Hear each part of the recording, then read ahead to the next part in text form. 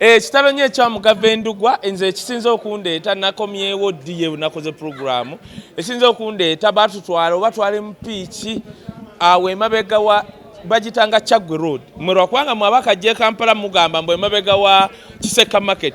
kati twayitanga eri Chagwe Road ne tuyingira eyo we wali Riverside Theatre kachenjukira nti they both be there ngeyo bagitanga Black Pearl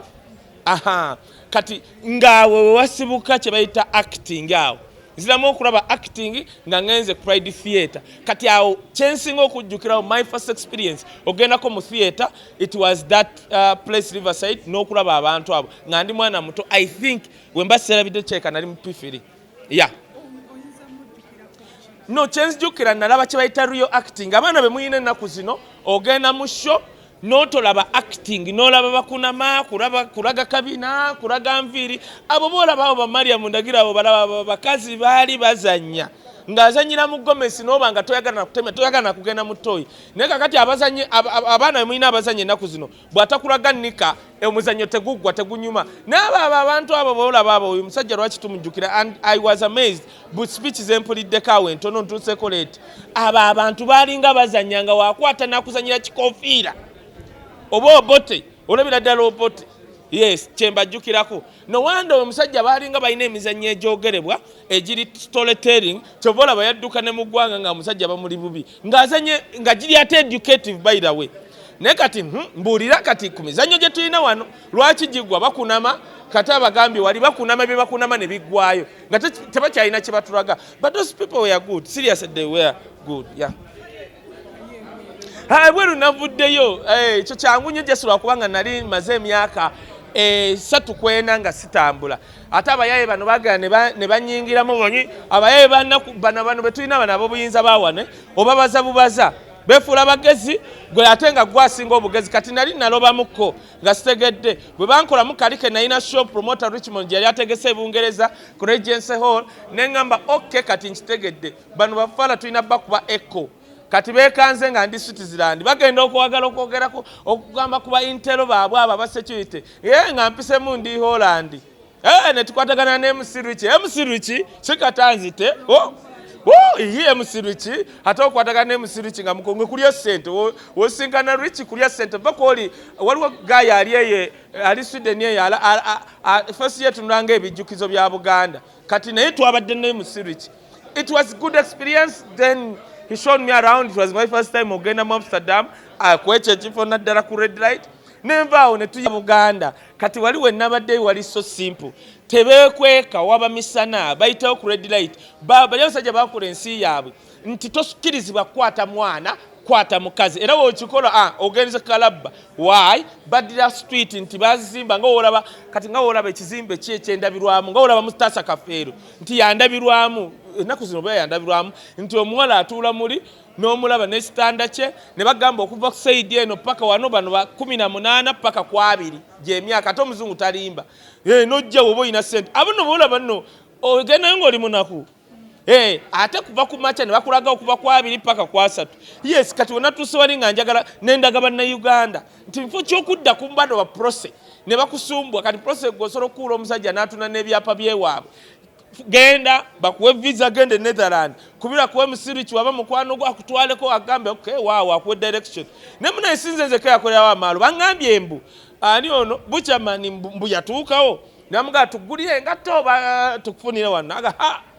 nze musajja wattu ebyengato tunaabira banze wano no nze nazaalibwa mmanyiyo uzo kutunda bwento ogwetegeza nasoka kula abazungu nze mama wange mutegera vanyuma nti mama wange nga yanyosa yes naye it was a good experience. I'm a political and social analyst nawadde nyina okulaga bana Uganda that social life nti wojja mu Europe jangu uko neno tulina bano baminister bangi nnyo baani bagenda ne bazungira eyo bagei bajjeko nembalaga ayisinga nabalesa St Paul mama Kampala yonna ng'eri awo kiri mu Germany kukyakala bukyakazi gwe bali tebabayita bamalaya nja kubulira ekigambo kye babayitanga nvudde ku gundi sagala kulabula byonna mbimaleyo tebabayita bamalaya they are not prostitutes nedda kyovolaba bakebera n'okukebera sirimu ne kati ne bakwata ku livubuka lya wano nga liriwo oba bubuka ki mpayo mububuka wano goma kati bakwata ku isima basobola omukebera endwadde nga 7 nga tanayingira mu kayumba ka mukazi balina omukebera sirimu balina omukebera sukaali omunnyo embaliga kati ebyo byonna isima asobola obutayitawo kayisima kati isima asobola omukebera ne bamusangamu omunnyo kati omanyi lwaki bakebera nga tonagenda mu kisenge n'oyo muzungu lwansonga olema kumufiirako isima asobola okugenda n'afiira ku muzungu w'abaana okisegeera ekintu ekyo kati nzi mufiira naye ndaba omulenzi ng'oli era ndikawefuwe kulaba engeri gye ntwalamu ono muto wange Junior balememu kubanga bikonde kubanga Junior omukazi yamukuba wano ebikonde ali wano ku bavandimwe abalina ebisambi bizitowa kira 35 njagala oyo Junior mutwaleko Netherland alabe ku bintu alabe ku baana bali portable wali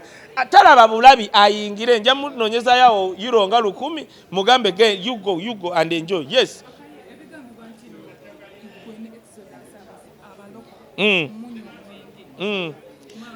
kati kankubulire anno inze gye nazaalibwa kyovula bamuta wisdom gye nazaalibwa wendye emmere ennyo fast food kakati we natandika okulya local food ekikeeto kinkwata nywa sweet wine osegeda because of the heartburn however omuntu agamba nti nnyo omwenge ffe tusinga oli pastor Haji gundi gwe basumulwa zipu bujingo ng'alina omukazi naluswali wali naye nga makulu asiba musumula zipu nze musinga mwe mwawula ebyonoono waliwo ekyonoono Katonda kyasobola okusonyiwa nti Yesu yaddira omwenge n'afuula omwenge water into wine naye abantu tebatamira kyovola mwe kibasumbuwa abamu bwe mulaba abatamivu banywa walagi zano ndabyeko nga ntamidde because one genonoonye nywa wine bamita Moscato wano mu Uganda one gundi yokka ye mutunda Serena echupa ya mitwalo 3 si kubanga ndi mugagga but wendye nnyo emmere ya local food endeeta heartburn kati nkole ntya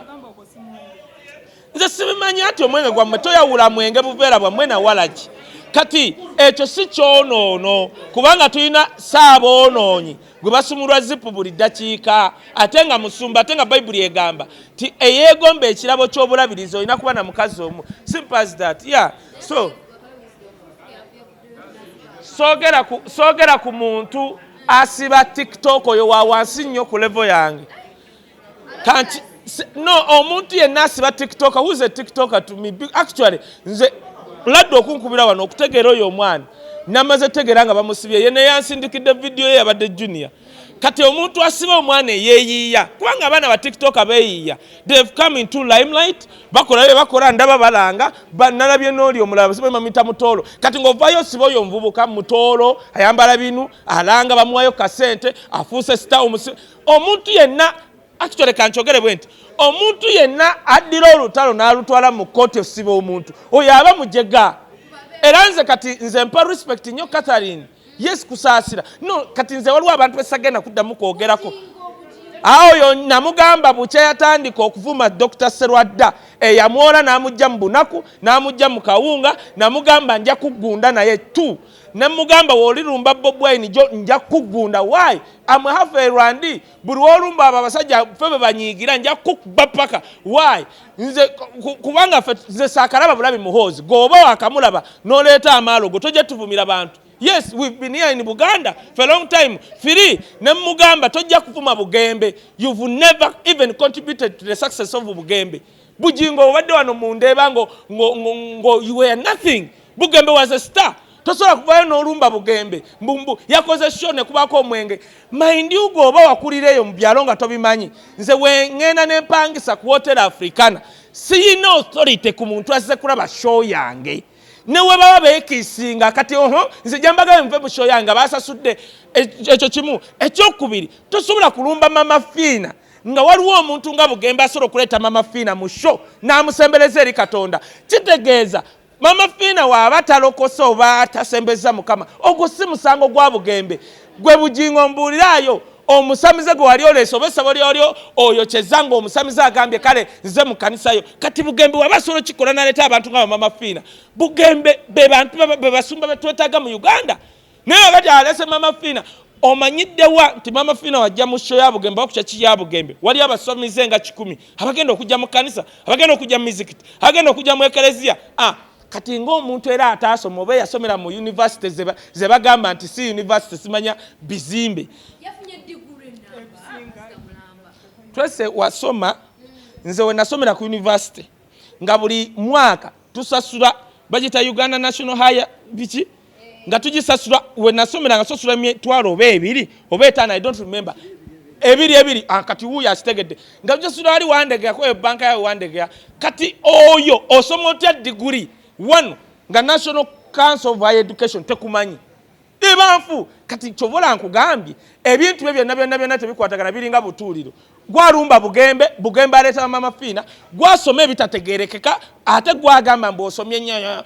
n'owolereza ebifu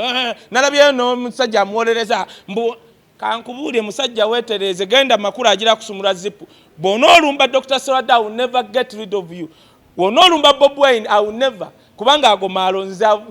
tubadde ne muwozi kuba wakamulaba n'omuleetako amaalo gbeera n'amaalo go tojja kuma Bobi Wine because of mbosinkanye muwozi firi toddamu okwogera ku bugembe sigazi oli Dr. Serwadda n'ekiganda gwamanyira ovuma obuwunga abo bavume kuba bakola ensobi ne bakwola wali munaku ne bakusembeza n'ogenda e Bulaaya bo bavume mukama ali basasu naye bugembe tusirizaana abayimbi ojja mulumba tujja kulumba